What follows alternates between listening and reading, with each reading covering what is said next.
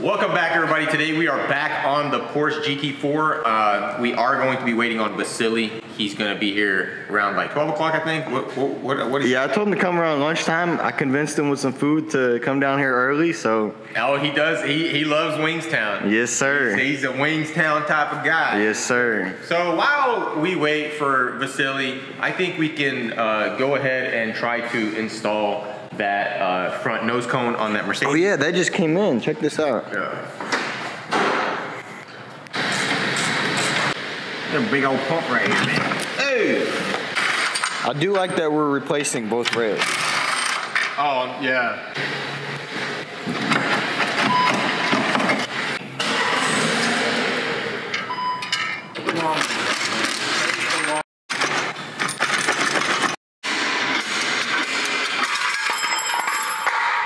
Moment of truth right here. How's it fitting? Sliding right in. Yo, we have a big issue. What's that? We have a huge issue, bro. What's the huge issue, Yuri? Gigantic issue, man. Paul is going to be mad. What's that? This ain't the right part. No way. Yeah, this is No. not the right part.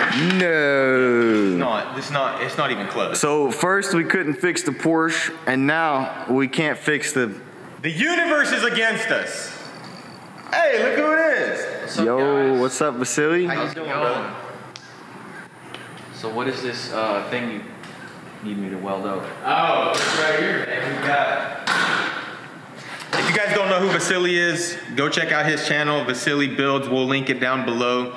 He's a master fabricator. All right, so here's what we got going on, Vasily. We have this frame rail here, and we had a big chunk that was cracked right there, and we have this little piece here that needs to be welded. And basically what I need you to do is to drop a nice weld all the way around it, and then we'll put a little gusset on there and weld that up too. That way we can put this skin back on.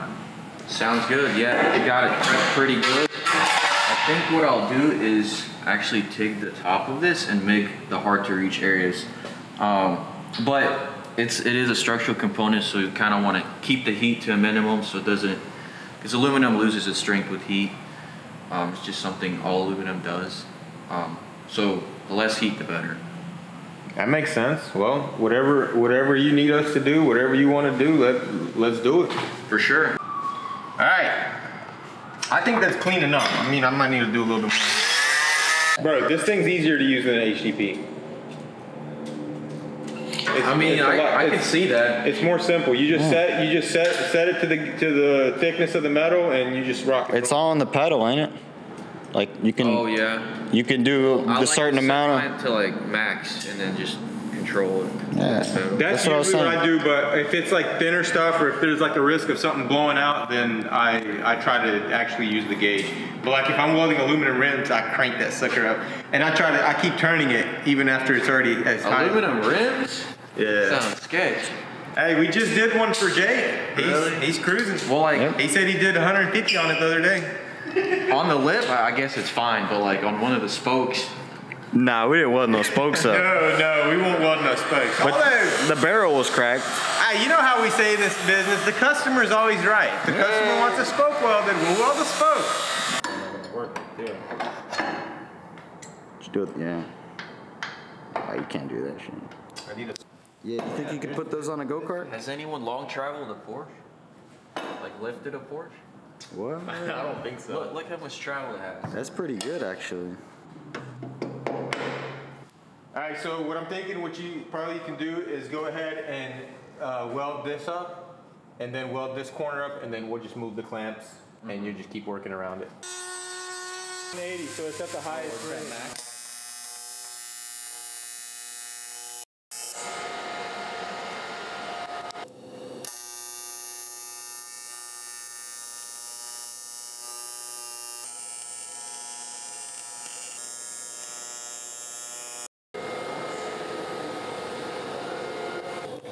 You're probably not used to this welder. That's probably what it is. He's got that advanced HTP welder. Mine's for simple people. I'm a simple man.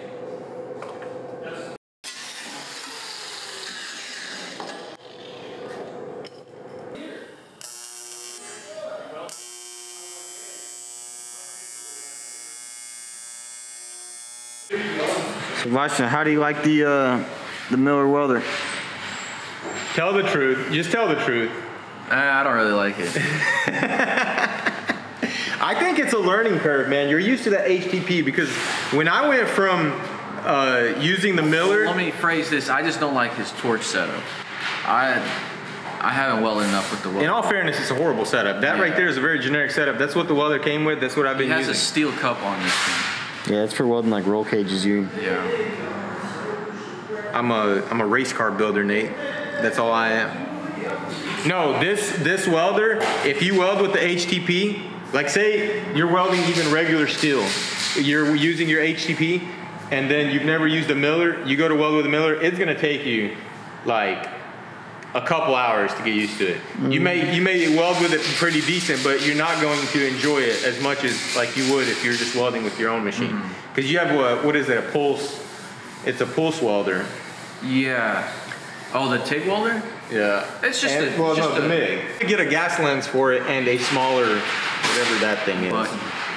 Yeah, that looks like it's for like manufacturing work, not fabricating. Well, this doubles as a toy for...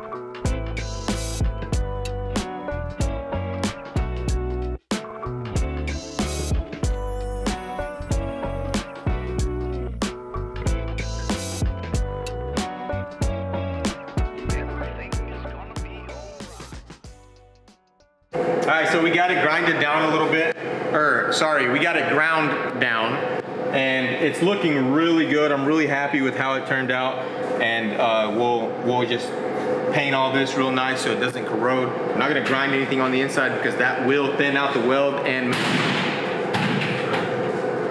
sir, that is going to be a $5 fine. Put it in the jar. So we'll get that painted and stuff, and then we have to actually go buy some rivets. We need the steel rivets for this, I think, just because they're a lot stronger than the aluminum rivets, and then we need to also get a rivet tool. So we'll probably run down to Atlas, see if they have those rivets. In the meantime, we're gonna help Jake out. He's got a module that needs to be programmed on his car, so we'll run over there real quick and help him out. What needs to be coated? It says the LED's got to be taught in, so that's your computer can do that. Yeah, it should. It says it got to be taught in because. All right, so Jake replaced his headlight, and he needs to teach in the LED module that is inside the headlight. These cars have the smart headlights. Anytime you replace something, you have to program it. So we're going to use the Foxwell scanner. I just recently got this off of Amazon. It's a pretty nice scanner. This particular model is for the BMWs. It's actually programmed for BMWs. So, you know, that's why I got it, because we do BMWs. And it's a really good unit. It can do everything. It can do diagnostics. It can do coding. It can do immobilizers. You can program keys with it. You can program your windows, your seats. Basically anything on your car that can be programmed or needs to be programmed, this unit can do it. And we'll drop a link in the description below if you want to get yourself one.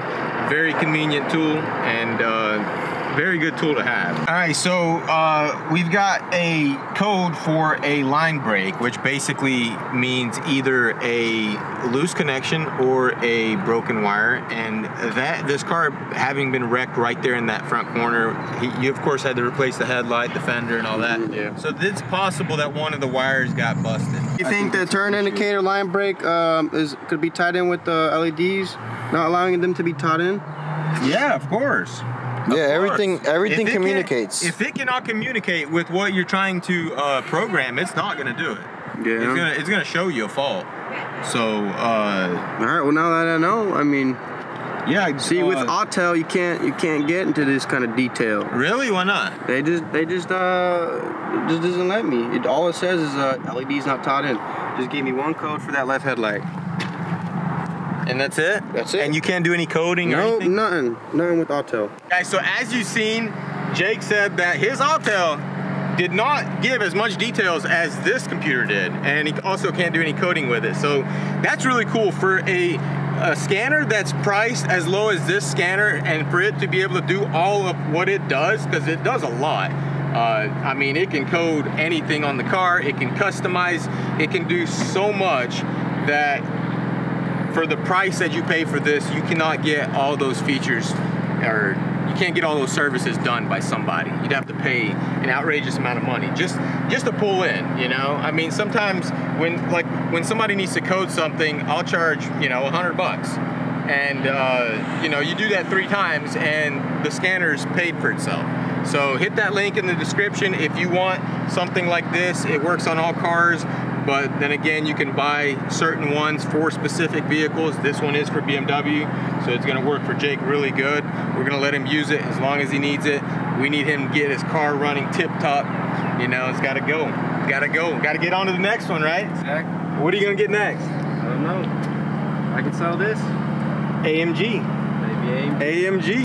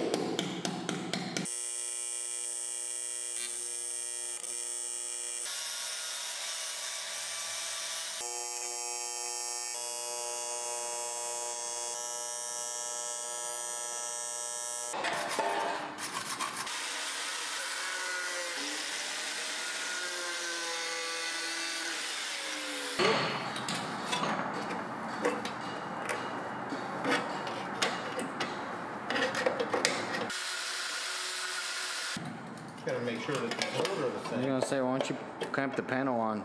But I'm gonna have to probably drill a hole there too. Facts.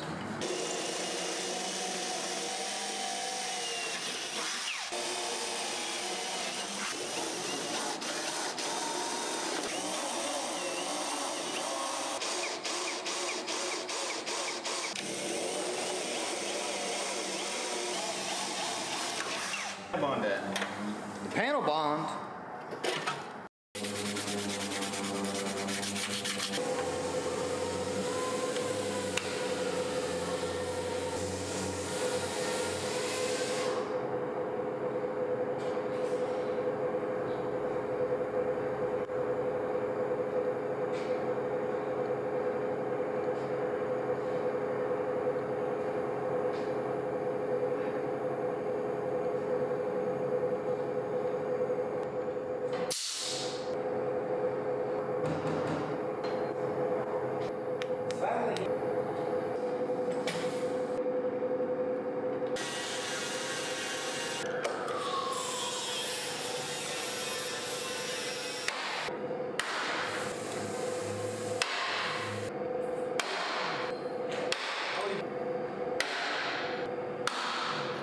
Action. All right, so we got the outer skin installed onto our frame rails, and it looks really good. I like how tight we got it butted up right here, and we'll weld that up tomorrow.